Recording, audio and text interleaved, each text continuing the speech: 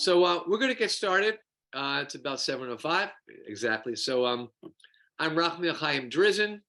I'm teaching this class on crime and consequences. And the first class that we dealt with, this is being recorded, by the way.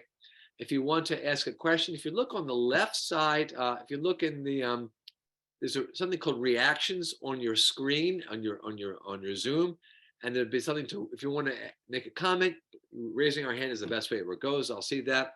I may tell you that I'm going to ignore those hands for something if I want to get a certain point to keep the flow of the conversation. But the most important thing here is for us to personalize what we're learning, personalize and reflect on our own experiences. Because as I said, all of us on this Zoom are experts in either personally dealing with ourselves, either going through the system, or having a loved family member go through the system. So we are all experts on this, which means our comments are very, very relevant. And the most important thing is not to cover material, but to learn things about from the text that we'll talk about and our own experiences, and to share them with the group. So I'm not going to be bothered if we don't cover everything. In a million years, no. This actually lesson today is different than the first two in that it's going to be a lot about personal reflection, because spoiler alert, today's session is about clean slate. In Greek, it was called tabula. In Latin, it's called tabula rasa, which literally means a table that was clean, because they would write on a table. And when they cleaned the table, like a clean blackboard, it was a tabula rasa, clean slate. How do we get to have a clean slate personally? Jewish belief is that rehabilitation is done by all of us every day in a process called teshuvah. Teshuvah doesn't mean repentance, it means return. It means how can we return to a place as if we are kind of personally cleansed of making mistakes with the knowledge to go on and be better people. Namely, how do detainees, people who've been convicted of malfeasance, make amends? I want to ask a question for the group, a general question. Can everybody rehabilitate themselves, and how? I want short answers, like a minute, if you want to give it. Can everybody rehabilitate themselves, and how? If you want to answer, I want short answers, and if you could raise your hand, that'd be good. Can everybody rehabilitate themselves? Yes, I'm going to go first for David. Yes. Good question. Okay. That's the answer to both of your questions. Yes, I definitely believe that everybody and anybody can rehabilitate. How? That is already a good question. Exactly how it's done. That's why I'm here. Excellent. I'm going to go to Svetlana, please. Short answers. Okay, Michael, please. No, it's okay. I'll just sit here in this dark corner. You can go on that. No.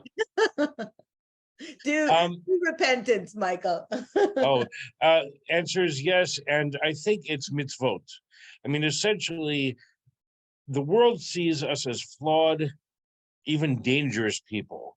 And so by the daily practice of rebuilding trust, by doing good deeds, and by having people see that on a regular basis and establishing a consistent pattern of trust and decency and goodwill, that creates a whole new persona, not only from external perception, but also internally.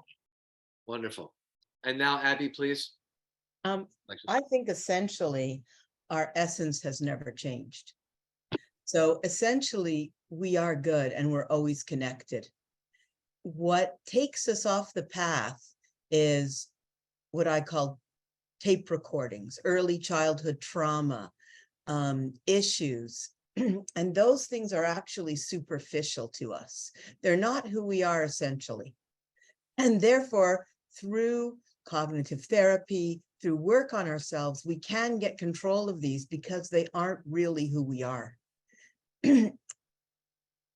That's really, I wanted to Thank say you. So it's interesting.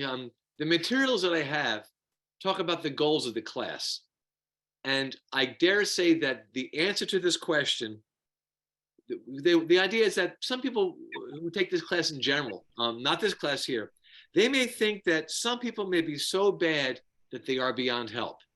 And I dare say that everybody here would probably say that everyone can do return, everyone can do teshuvah, no matter what they have done. I would think that would be a consensus. Does anyone disagree with that? That everyone can always do this return process no matter what they've done. Whether they get out of prison is a different story. But everyone can sort of do their own work. Any comment about that? Beth, please. Beth, maybe you're muted. You are muted, Beth. Beth is giving a thumbs up. Oh, very good, very good. Okay. Thank you. Thank you. I'm for my translator here. So I'm going to talk about a situation here. And I would like the advice of my learned counsel here. Let me tell you a story here, all right? James Hodgkinson, a 28-year-old trainee paramedic, went out with friends to a local pub after attending a cricket match in Nottingham, England in July of 2011. At this pub, British word for bar, an argument broke out between Hodgkinson and the heavily drunk Jacob Dunn, who was 19. Dunn struck Hodgkinson with a single punch, causing him to fall back and hit his head on the pavement. Hodgkinson suffered a fractured skull and brain hemorrhage and died of his injury 9 days later. What do we think should be the proper punishment for Dunn? And what do we think what Dunn should be thinking about for his teshuvah, for his return, for his rehabilitation?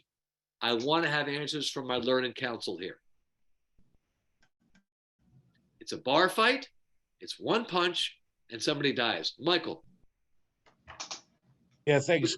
I think the best way for him to do repentance is to really, first of all, express his deep sorrow for the result of his action and for the result of his action to the family, and then see whatever he could do to aid the family. There was also the case of a white nationalist in America who shot up some Black people in the South recently, and the church members forgave him and gave him the opportunity to do repentance. Now, whether he actually chose that path or not, I don't know, but it was actually very Jewish of these Christian people to offer that option, I thought, which was wonderful of them. So the crime is manslaughter. It's not first-degree murder because he did not really intend to kill somebody.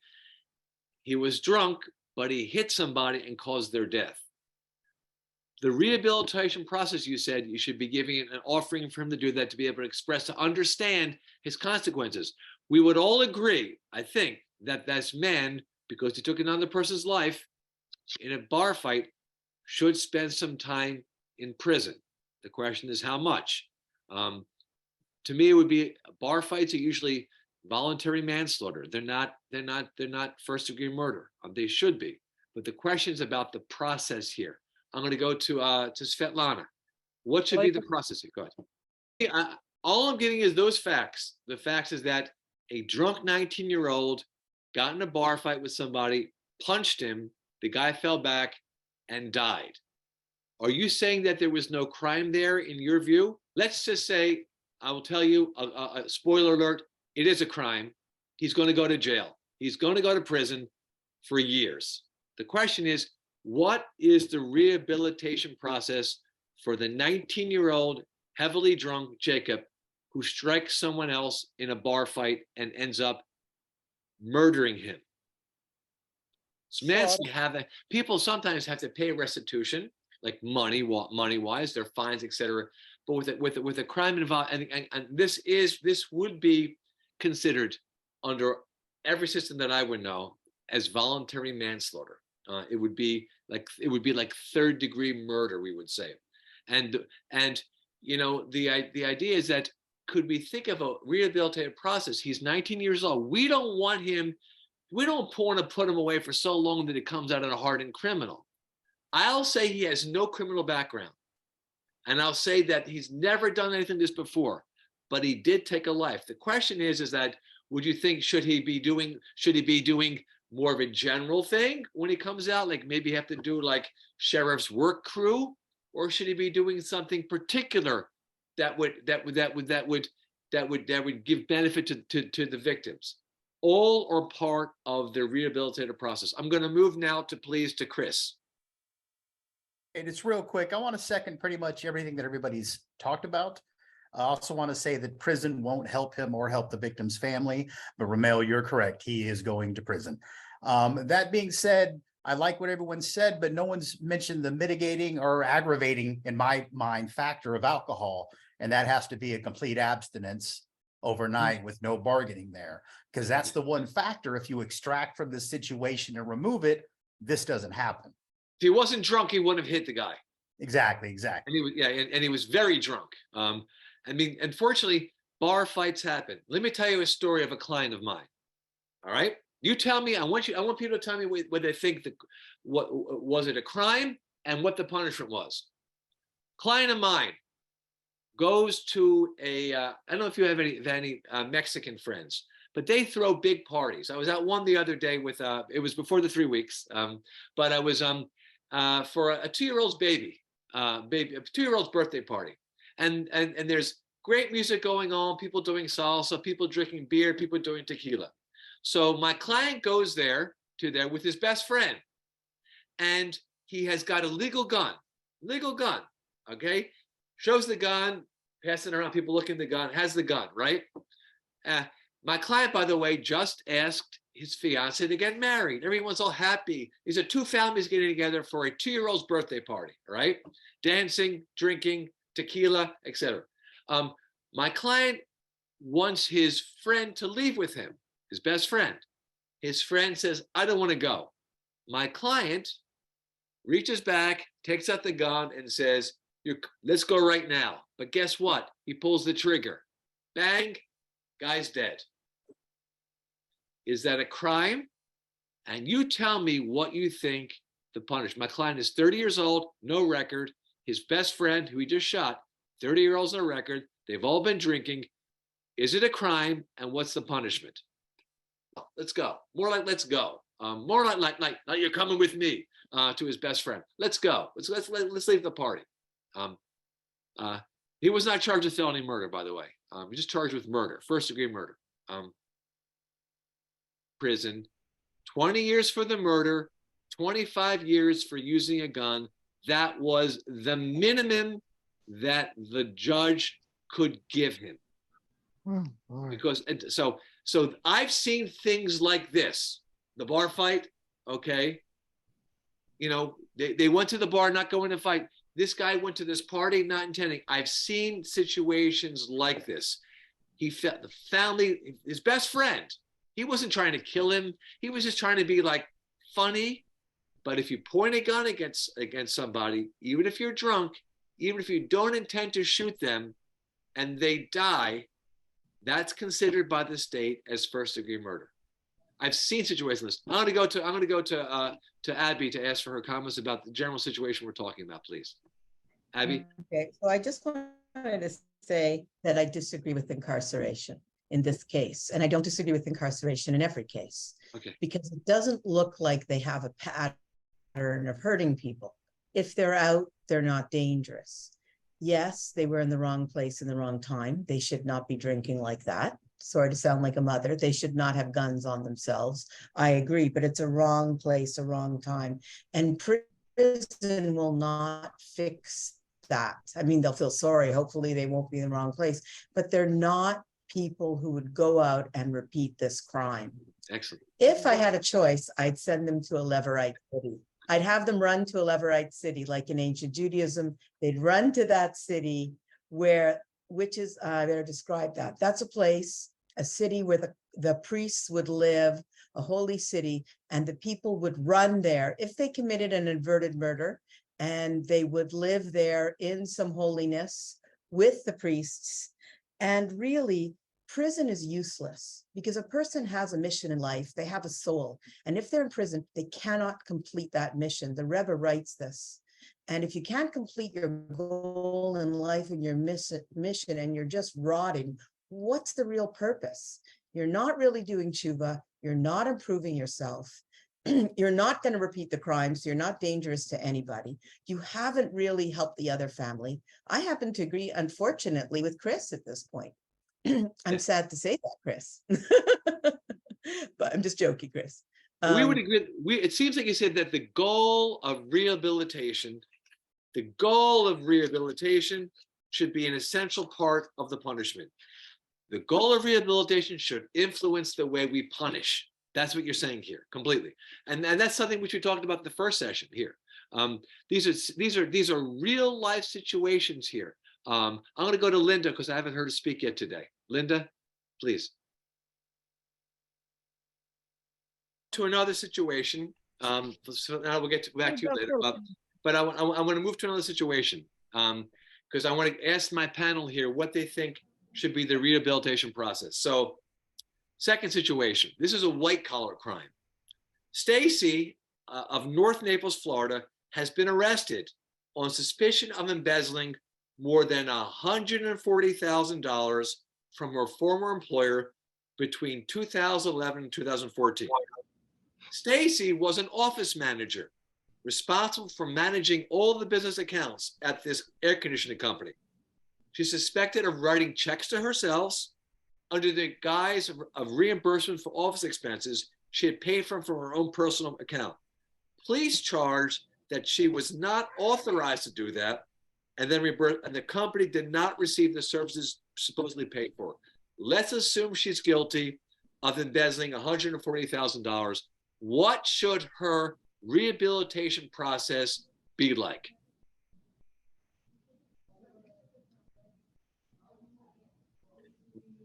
I'd say she should use some kind of restitution. Should be, first of all, if she could. That would be a first thing, right? Aryeh. Michael? Yes, this actually struck home with me because I was involved in our white collar group, which we had for a while. And I was involved with a number of people who were in the financial services fields and or legal fields and were seeking restoration, who had committed crimes of, say, embezzlement or other financial malfeasance. And there was no real way other than that restitution. But of course, if they're away for 5 years, 10 years, every increment of time they're there is time they're not able to generate income to pay back that restitution. So it's a classic case of how the result of the law works precisely against the desired outcomes that I think most common sense people would want to see. Excellent. Jeremy, as Abby described, we are now going to make a turn now to talk about just not, instead of general rehabilitation, Jewish rehabilitation, which means everything, everyone, and anytime. And the word for Jewish rehabilitation is called teshuvah. So what's teshuvah? I'm going to read a quote from Maimonides, Rabbi Moshe ben Maimon. And he says this: Teshuvah atones for all sins, even for people who are wicked their whole life, and they did teshuvah at the last moment. Their wickedness is no longer held against them. This is the meaning of the verse from Ezekiel. The wicked person will not stumble due to his wickedness on the day that he does teshuvah for it. Now let's stop and consider what this means. Now, we might think that teshuva would be for ritual transgressions, like not observing the Sabbath or eating unkosher food. But teshuva is about for every type of relationship between man and fellow man, woman and woman, physical injury, monetary damage, and even verbal slights. All are transgressions which we do teshuva. And guess what? That's for everything. Number two, everyone.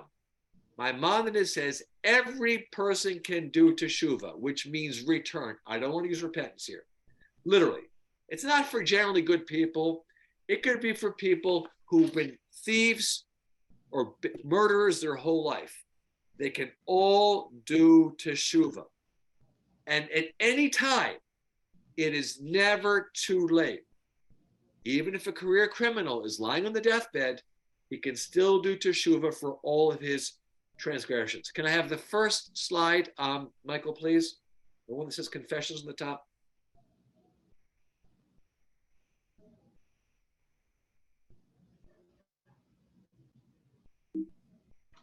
Next, please. Anybody, anytime, for anything. Next slide, please. Okay, so what is teshuva? Everything, both ritual things, according to Jewish law, and interpersonal things. Anger. We all have hurt people that we love, or people that we've affected people. Everyone, even career criminals, can do teshuva, and anytime, even when there is no concern of reoffending somebody on their deathbed. So, very important here. There are, according to the Rambam, there are 3 steps in the teshuva process. Number 1, you must not do what you were doing. You must abandon the bad acts you're doing. Number 2, you must regret what you did. All right? And number 3, you must verbally confess those things. Number 1, you can't keep on doing it. So, for example, you can't just, I'm a shoplifter. I regret what I did. Okay, I confess what I'm doing, but I'm still doing. You must not do what you were doing. You got to stop doing it. All right. Number 2, you must feel sort of regret. It's got to be, I feel sorry for what I did. What I did was wrong. I feel bad about that. I regret what I did. And number 3, according to the Rambam, you must admit it. You must say that. Now, the first step is to never commit the sin again. That's leaving the sin. And then after doing that, you should feel regret and remorse for one's previous actions. And the final thing is to say it out loud. I'm sorry. So, in most sentencing hearings, the person who's being sentenced has a chance to speak, and they usually say, I am sorry. I'm sorry for what happened. They got to be careful, because if they're not admitting to what they did in the criminal process, that can be a difficult thing to do. Was once you admit that you do something, it's on record. But at least on a personal level, between us and the world, those 3 things are important. The 3-step process of not continuing what you were doing wrong. Number 2, feeling bad, regretting what you did, that you shouldn't have done it. And number 3, saying out loud that I did something called confession or vidui or admission. And if we do those 3 things, we are told that we can have a clean slate, making amends, modern theories of restorative justice will involve the family and the offender. And the offender gets to express this to the family, and the family can hear that, and that can go a long way to not have such a severe sentence. As I know that our client felt very badly about shooting his best friend. He was not going to do it again, and he admitted he did it. That wasn't the question. It was about what happened. And you know what? He still was sentenced to 45 years 100%. That's the American system of justice, a problem. So Jewish law talks about taking those three things and doing. Can I have the next slide, please?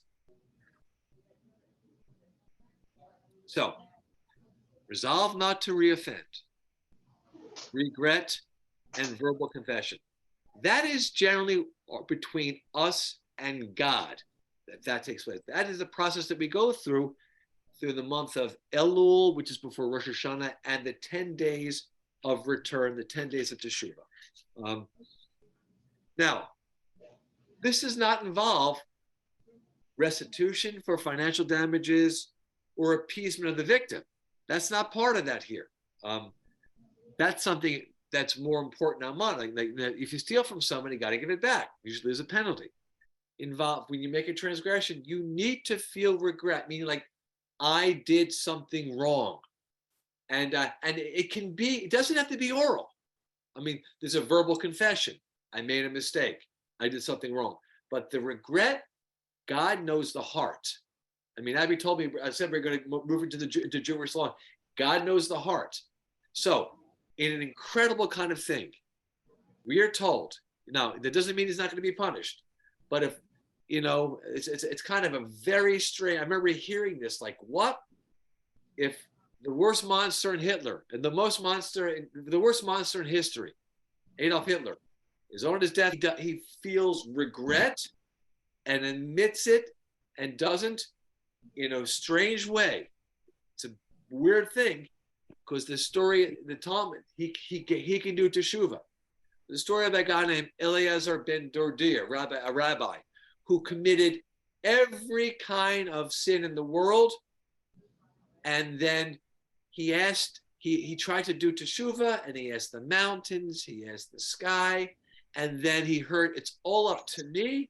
He broke his heart, and after he died, a voice came down from heaven and said, Rabbi, called him Rabbi, and said that you've been forgiven. Now that's a bizarre thing. I don't know, it's very hard to deal with the theological concepts about it, but the idea about between our sins with God, God knows the heart. What Isaac's saying is like someone is autistic or they can't express that. That's difficult to see, but the regret thing is actually more of, we don't know about regret because people can give false regret. People can say, can lie. But the most important thing is what is in the person's heart, what is in our hearts. Jewish rehabilitation will say, I'm not going to do it again. So, we say this, that if someone says, I'm going to do teshuvah, but I'm going to sin again. Like if someone says, I'm going to say I'm not going to do it, but I'm going to go and steal, or I'm going to go and I'm going to kill, or I'm going to go, I'm going to do something bad. It doesn't count. You cannot say, I'm going to do teshuvah, which means return, and then sin again. It doesn't work. You need to, because God knows the heart. Now, I think how this would work in an American system of justice is tricky because we don't know the heart. We can't read one's minds. Aaron, Aharon, please, how are you?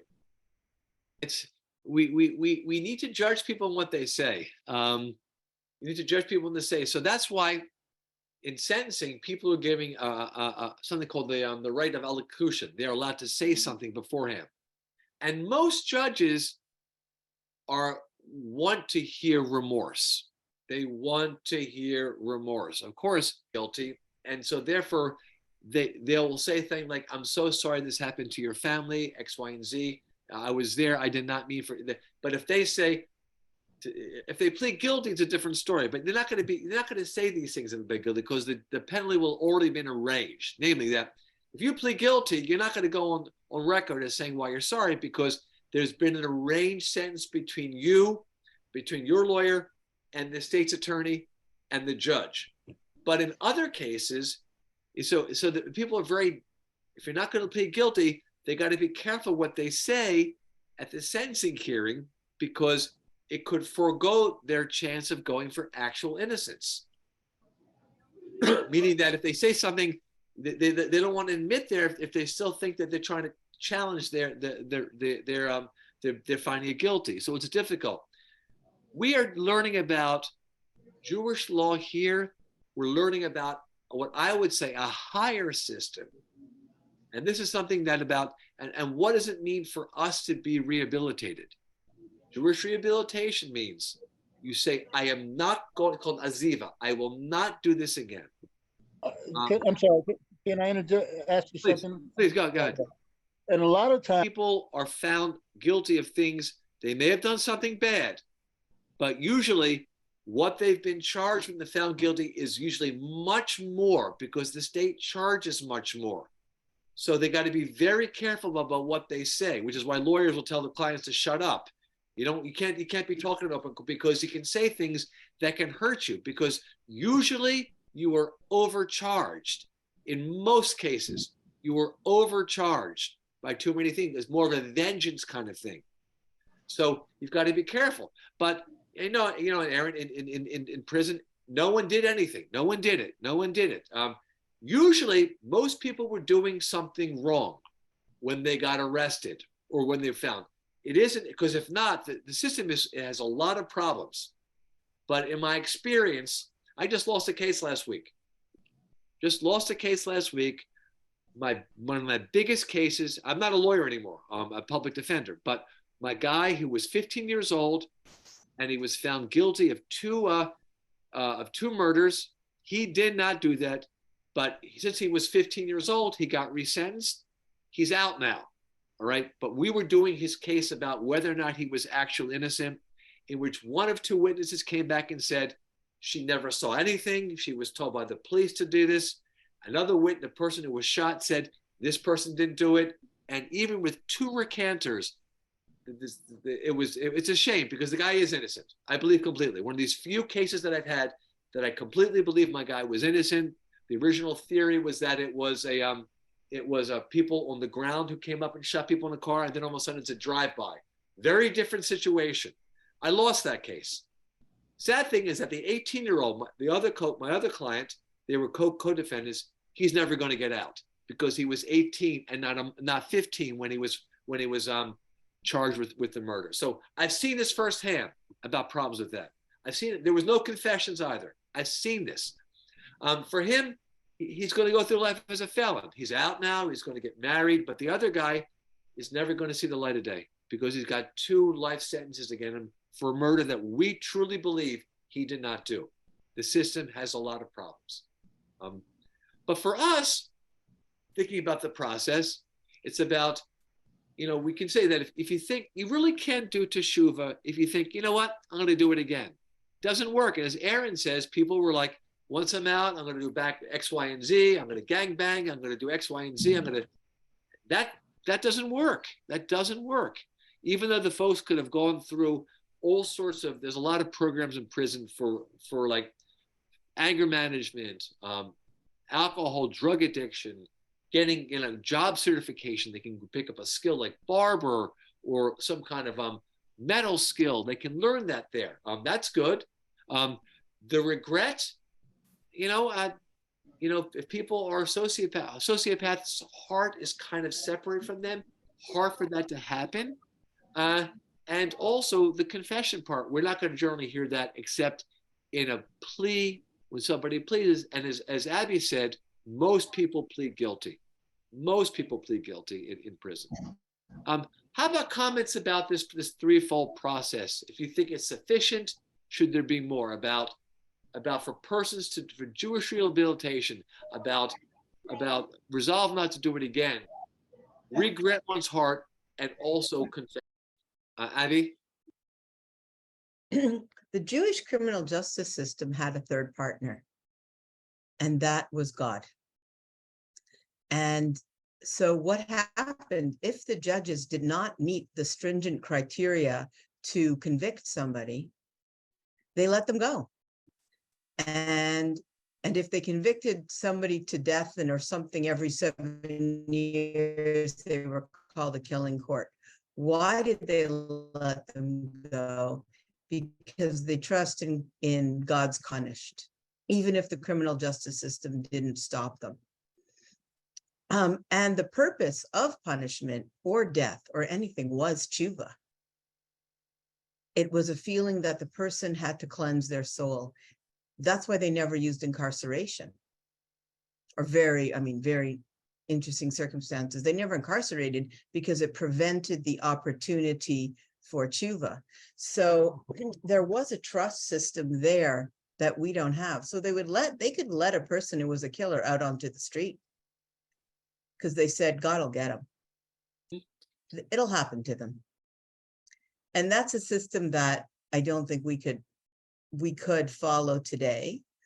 People don't have that trust, but I do believe that incarceration should really be for exceptional circumstances. Because if somebody's going around as a mass murderer and you let him out, like, I don't know, what was that guy in Canada, Bernard or something? And he was constantly killing one girl after another girl after another girl. A serial killer, yeah, serial killer, yeah. Serial killer, a nasty one. I mean, you can't let him out. Something has to be done, whether you kill him or whether you incarcerate him, something has to be done.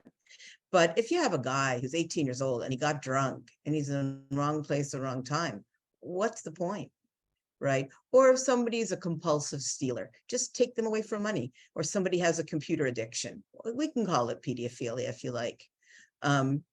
Just take them away from a computer. And that'll stop it. So there's actually a final part of this, which we're not talking about. Can I have the next slide, please?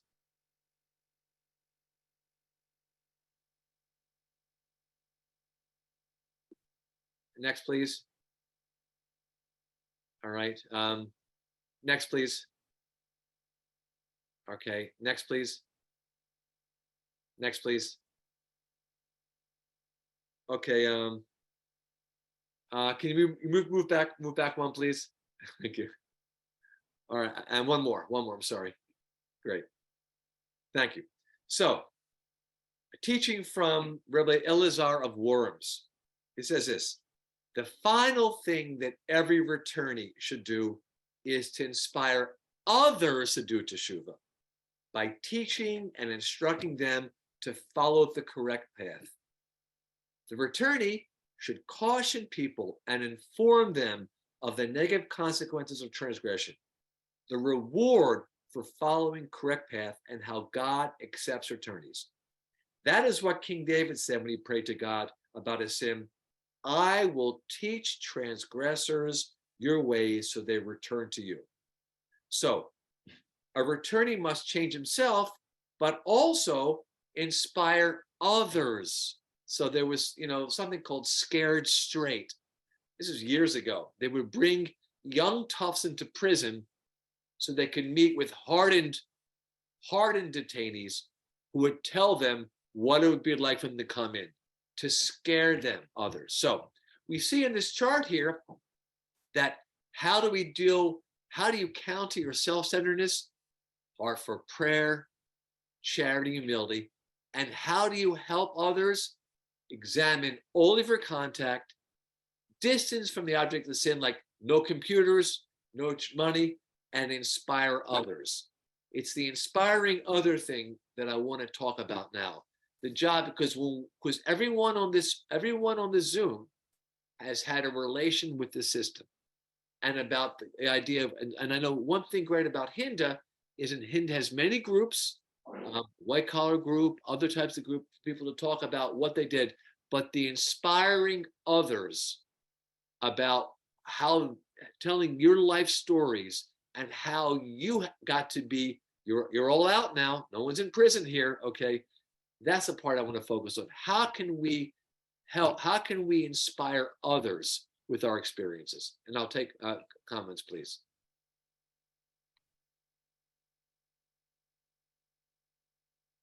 I'm going to go from Michael. I haven't heard from Michael first. I haven't heard it for a while. Michael, please. In brief, great question. When I see examples of people, I've been out for 3.5 years, and it's a struggle. I'll be quite honest, but it's not so much of a struggle that I consider going back. The struggle is really to prove myself and to develop what I talked about earlier, which is that sense of trust, of accomplishment, of satisfaction, and being recognized for it. So that is going. It's just not going as quickly as I would like, but it is going. But when I see some remarkable examples outside of my own life of people who've been inside, come out, and made it, we have some people like that here today. And there are others who are not here today who are also similarly wonderful examples. That is very powerful because it shows that it can be done in spite of all the collateral consequences that are imposed upon returning citizens. Now, does that mean that I think that the collateral consequences are just, and that I don't, and that I don't advocate for minimizing or eliminating them? No. Does it mean that I think that I accept that prison is the be all end all, one size fits all punishment for essentially every type of crime? Also, no. I am pushing slowly, one minnow among millions, to turn the Titanic from the path to the iceberg. And that takes a lot of continued effort over time because it is so big and it is so powerful and has so much momentum. But within that school of minnows, there are some sharks. I mean, or dolphins, or whatever analogy you want to use, of people who have accomplished great things in spite of all these substantial difficulties. Thank you, Matt.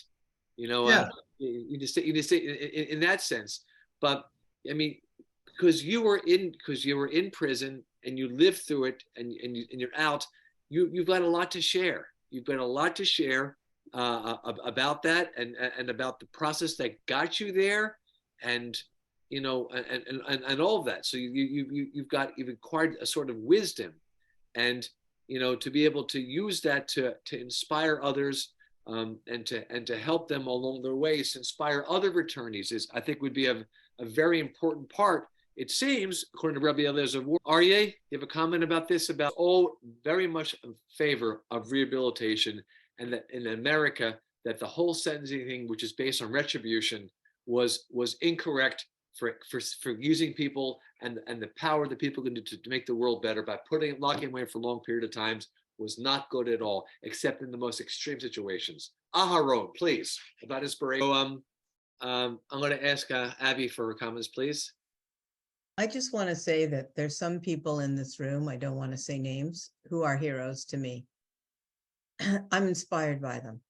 Some of these people here have been more than 15, 20 years incarcerated, and they've come out with, or maybe have gone through things which are extraordinarily traumatic. Maybe it hasn't been 15 years or 10 years, but they've come out with humanity, empathy, and really insight and caring for others. And for me, that's a hero. Because really focusing on how bad you are, being full, they say the evil are full of 1,000 regrets. That's a self-centered action. You can think about how bad you are, then you think about how bad you are, then you think about how bad you are. You're having a great time thinking about yourself, and everybody's saying, no, you're not bad. Really, what you need to do is just flip that coin. Okay, you did something wrong, you admitted it, you do feel bad, and you sincerely, now it's time to take on your mission in life. Turn it over and think about others, care for others, serve others. You don't have to get a great job. You don't need to be a doctor, really. Nobody loves doctors or politicians necessarily. What you need to do is live a life of meaning, live a life of caring, live a life of service. And there are people in this room who are not doctors, but I happen to know are living a life of service and caring and changing the world. So for me, that's the shark. That's not the guppies. One of the great things about Hinda is Hinda has, of our clients, a very low recidivism rate. Very, very low compared to the national average. One thing which we're lobbying for slowly is something called alternative sentencing, in which there would be particularly tailored approach to rehabilitation of remorseful people who were detained. And that would be job training, educational opportunities. It's a long time coming because there's a lot of hesitance on the part of state's attorneys to open things up as such. Whereas, going for vengeance and putting people behind bars is the hallmark of almost every modern politician. So I should tell you that the story of Jacob Dunn, this 19-year-old without a record who threw one punch and ended up killing somebody, there was restorative justice in that situation.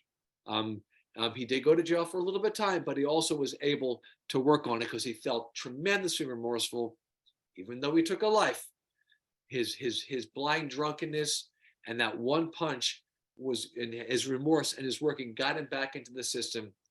So it was from what we can tell, it was a successful. I'm going to go to Chris Riddle. We have about 8 more minutes, and we're going to start wrapping up. But Chris, please, you are muted. Can't hear you. Okay, there we go. Yeah, I'll just make it a quick one. I just make a comment. I do a lot of service, and basically my whole life is about anti-incarceration work because I have a lot of survivor's guilt that I deal with because there are a lot of people I left in prison that are still there. They were well smarter than me, well this and that. So I feel that I have to, as part of my, I don't know if repentance is the word, is I have to give back. I have to tell other people, how they can work things out. I help people with felony convictions to get into college. I think that's one way to help stop recidivism. I'm just coming off the top of my head, so sorry if I'm really fragmented here. Good. But I think we have to realize that all of us in this room have privilege. I'm not even talking about racial privilege. I mean, we have privilege that we know Abby and we know the Hinton Institute. And this is something that can give all of us an audience to reach other people outside of this group. So I do think giving back is not just something I do for other people. It's something I do for personal healing. And I'll tell you, it does feel good. But doing this work, you're going to bring up a lot of trauma and you're not going to win every time. Abby's probably dealt with this. I've lost some people that I've spent a lot of time on that are either dead or they're not getting out because they messed up again. So yeah, really use your privilege, use your reach. I understand my situation isn't the same. My particular crime, for those that don't know, I was addicted to cocaine and stole $15,000. A lot of people look at me like, oh, we can give him a chance. But somebody who took a life or touched some children, no, you can give anybody a chance. But just try to amplify your voice as much as you can and reach people, because we really got to stop people from experiencing the trauma of prison some way. So yeah, I'm gonna let somebody else speak. Hopefully that made some sense though. It does. Thank you for telling your particular situation and what you observed and how you left people behind. To sum up, this class took a particularly Jewish education part, Jewish law, that we believe that Jewish rehabilitation is known as teshuvah. It can be done for everything, by everyone, in any time. It focuses on the individual, how you've been reformed. And what does that mean?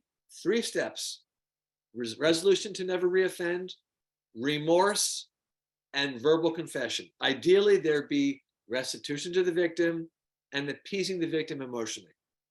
And guess what? Just besides this teshuvah process, we need to change ourselves and inspire others. Rabbis have a lot of techniques for this. We didn't go into that. But the most important thing here is to think about who you are, where you are right now, and how you will be in the future. Next week, we're going to talk about what happens when detainees are released into society and how should we relate to them when they come out. And we have experts here. Ex-offenders complain of discrimination against them when they apply for jobs.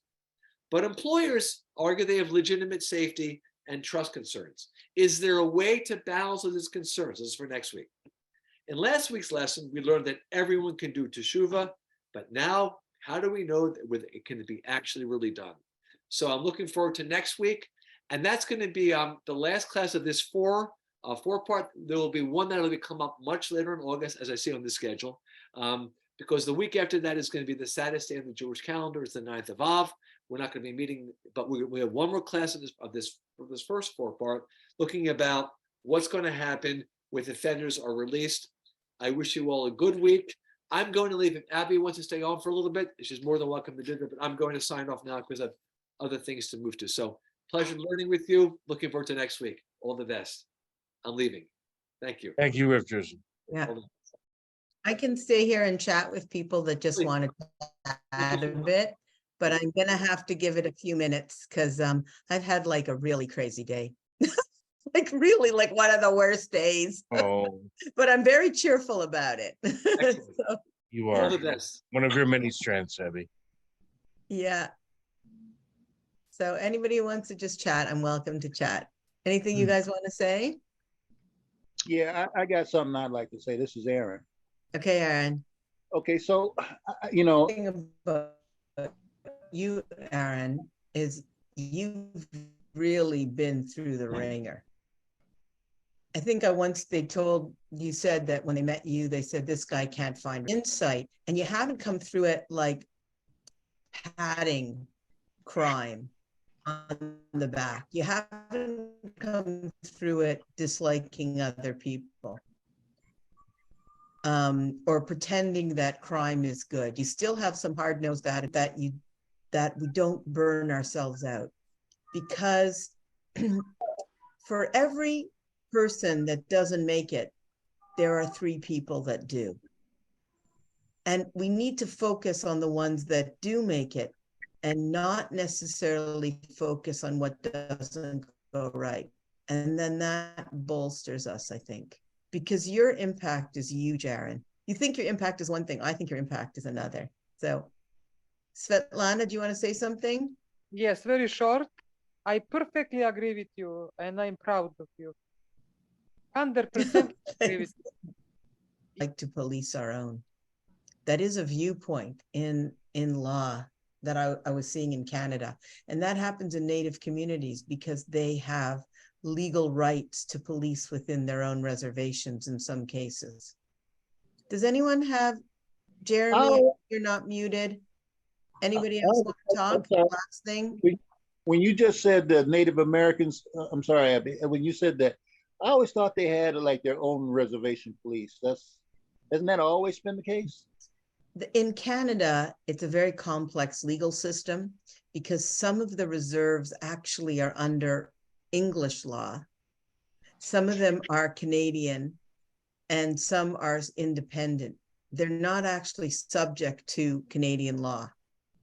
And it's a very complex legal situation.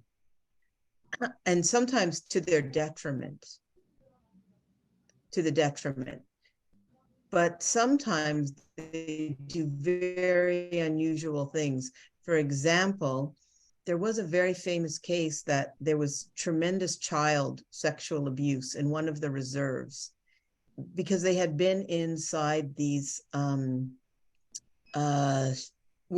they were sent forcibly to live with priests in I can't remember what they're called, but the children were taken from their parents and sent to live with priests.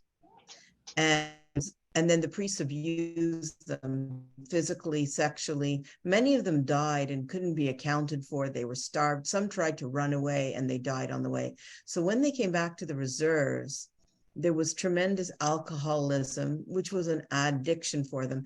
And there was huge abuse of children. And it was not spoken and it was transgenerational. And then they would take these people, arrest them, and then the cycle would continue. So the reserve decided to police themselves. And they eliminated this issue. They all of them got together and they said, we're eliminating it. There was 1 or 2 people continuing and they would get them. The whole community would get them. Sometimes they said, okay, you're either with us or we're going to put you in prison. They wouldn't use it, but they decided to eliminate the problem within their own community. And they essentially did with some of these people in the Royal Canadian Mounted Police. And many of them became police officers and they went back to reserves. One guy I met, he was a big guy, his name was Fred. And he explained how the nuns would take his mother and say, I'm going to wash the Indian right off of you. They felt that they were there to turn them into whites and therefore make them better people, that was their job. And so they really abused them. It was like horrible abuse. in multiple ways. I mean, there was a lot of sexual abuse. Everybody knows that. By the Canadian government, they knew that the children were starving, that these people were starving on reserves and did not send them food. They did it on, they knew what was happening. And I would like to say it was worse in America, to be honest. But, and also of the African-American communities, there was tremendous abuses, right? Okay, I think it's important we look at different systems. We look at our own Jewish systems because it gives us a picture of what could be, that there are alternatives out there. And those alternatives functioned at some point.